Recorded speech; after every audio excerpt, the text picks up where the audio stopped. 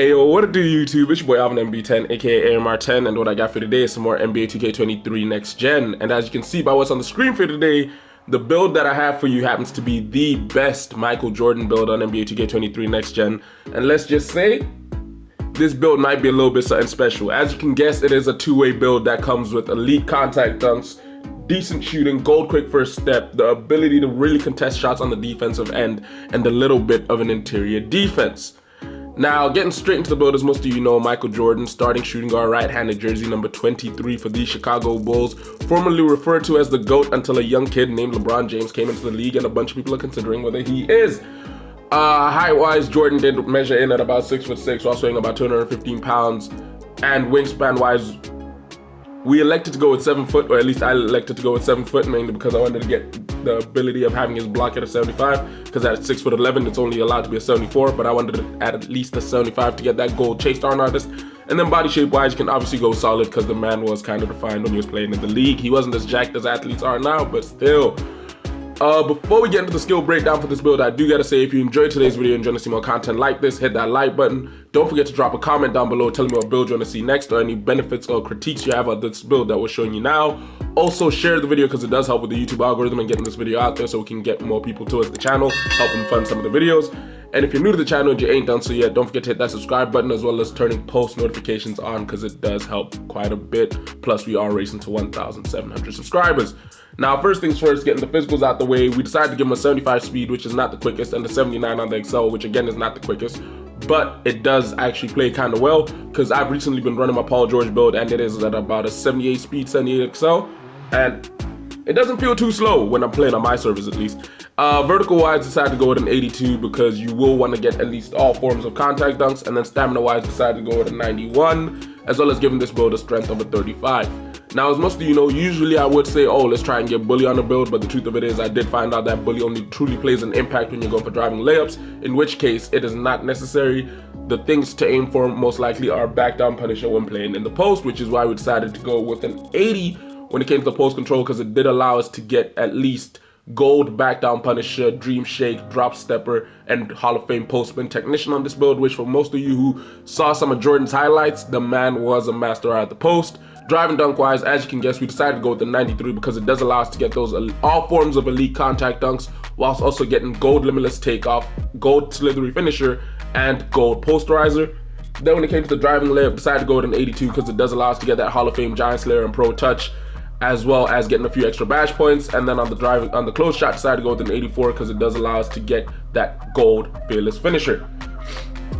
Now, as you can see, we do finish with a grand total of 22 total finishing badge points, with me personally liking the fact that we get a couple Hall of Fame ones, key one being Aerial Wizard, and the gold ones, of course, being Posterizer, Slithery Finisher, Limitless TakeOff, and Back Down Punisher. I personally believe you should run Back Down Punisher on the majority of the builds that do have post control, just because I've noticed there's a lot of weakness of players when you get them in the post. Something I noticed just playing a few games here and there. Now, shooting wise, we decided to go with an 81-80 split, where we went with an 81 at the mid-range jump shot and an 80 on the 3-ball, because the truth of it is Jordan wasn't exactly a marksman, but at the same time he was able to knock shots down, and then a 78 on the free throw. Now, badge count wise, you do finish with 20. You don't get a lot of Hall of Fame badges, and you don't get Limitless Range, Agent 3, or Deadeye at silver or better, but the truth of it is you can run this build in a nice setup with Corner Specialist, Catch and Shoot, Claymore, meaning that you're able to knock down standstill jump shots. And then I'd personally run Slippery off ball at as high a level you can, as well as Space Creator, just because those are two badges that I've noticed do quite a bit. Then from there, you can easily choose to core one of the tier 3 badges and run it however you please. Then, of course, ball handle, decided to put this up to an 85 because you do have to get that gold quick first step. When it came to speed of the ball, went with a 76, and then when it came to the pass accuracy, went with a 71. Key thinking here was this allows us to get a grand total of 18 total badge points, also allowing us the benefit of getting gold, quick first step, unpluckable, and hyperdrive, and also silver, clamp breaker, and killer combos tied to the passing capability of needle threader.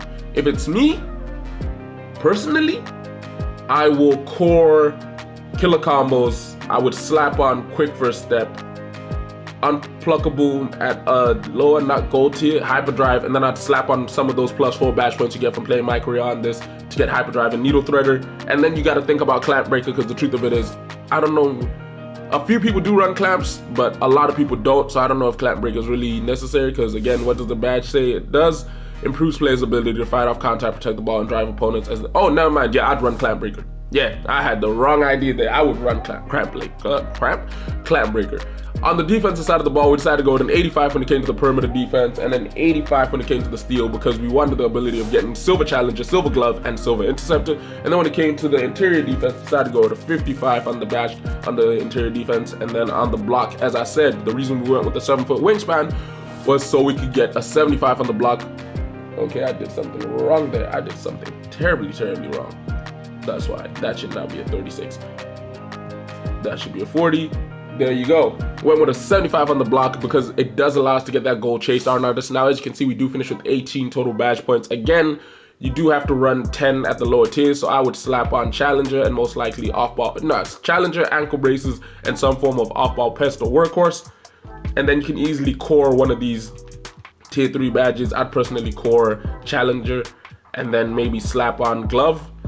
Interceptor, it's necessary, but the truth of it is 2K does give you some crappy animations when attempting to jump in passing lanes either way, so your choice is your choice. But as you can see, in total we finished with 78 total badge points on this here Michael Jordan build, and we do get +4 from playing a few My Career games, meaning we do get 82 total badge points on this build, which I believe is really nice. Now, takeovers wise, very first one you'd go with, see, you have a high choice here because the truth of it is everyone remembers Michael Jordan as Air Jordan, the man who just takes off and lifts off, but I would personally go with something along the lines of ankle breaking shots just because the man was able to get his shots up and over from the mid-range whilst breaking people down. And then on the secondary side, I would go with extreme clamps because, again, he is one of the best two-way players to have ever played in the league. Fun fact, I personally believe you have to be a two-way player to be one of the greatest players of all time. But yeah, in the shades of, we do get Eddie Jones, DeJounte Murray, Jaylen Brown, which does make sense because all of these players are two-ways in their own rights. The build name says 3-level scorer, which is a bit of a, selling dreams type thing, because the truth of it is, we do know this is a two-way 3-level scorer, and the fact that the build can play both sides of the ball. Now, hopefully you guys enjoyed today's video, which if you did, don't forget to do me a favor, hit that like button. If you're new to the channel and you ain't done so yet, don't forget to hit that subscribe button, as well as turning post notifications on. And all I can really say is the next build video we got going out is going to be a little bit something special. But the next video we do have coming out, it's going to be some gameplay with the Paul George build, because I do know a bunch of you have been trying to see that, and we've got it coming for you. But yeah, it's been your boy Alvin MB10, aka AMR10. I'll catch you in a bit. Deuces.